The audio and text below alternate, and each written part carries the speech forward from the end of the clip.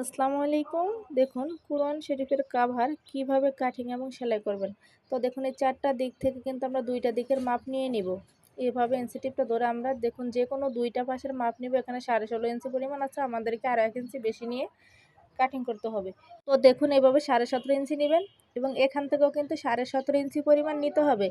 চতুর্দিকে কিন্তু একই মাপ থাকবে, আমাদেরকে স্কোয়ারভাবে কাটিং করে নিতে হবে। তো দেখুন এভাবে আমাদেরকে স্কোয়ার করে কাটিং করার পরে দেখুন আমরা কিভাবে সেলাইটা করি।